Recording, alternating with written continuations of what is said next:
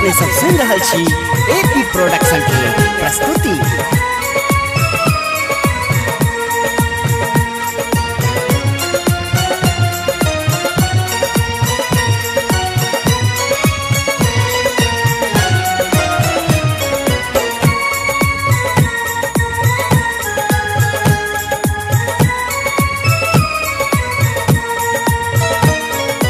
किया पुत्र सारुसल छे करुणामय श्यामा काली।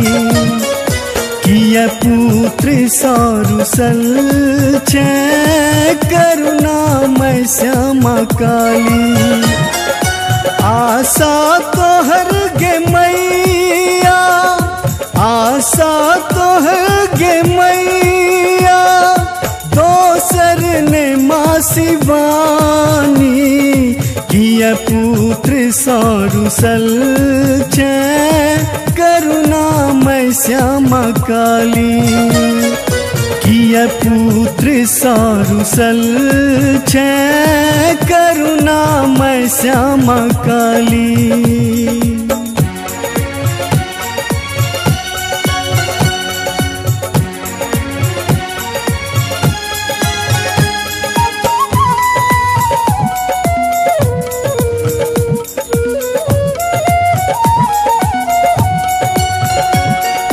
हम छी अधम अज्ञानी बरपा।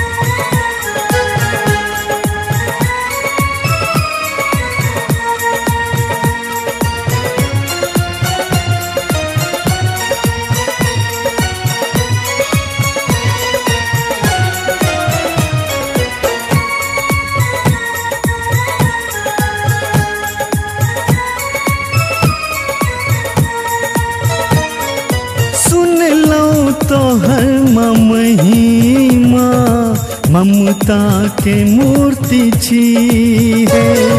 निर्बल दुखी ब्रजेश के आशा तमाही है।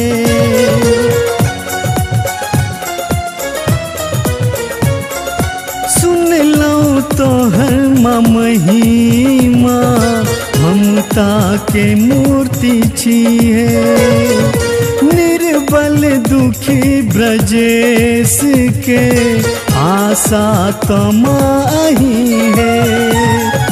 ककरा सुनायब दुखरा, ककरा सुनायब दुखरा, के दुख हरत भवानी।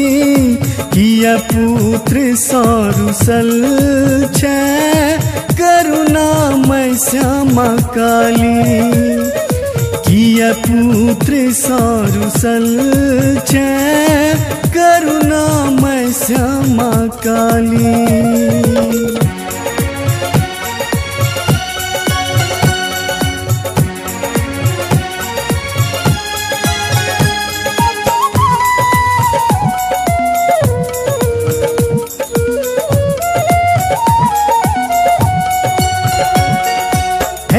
करुणामय श्यामा अहीं छी काली भवानी।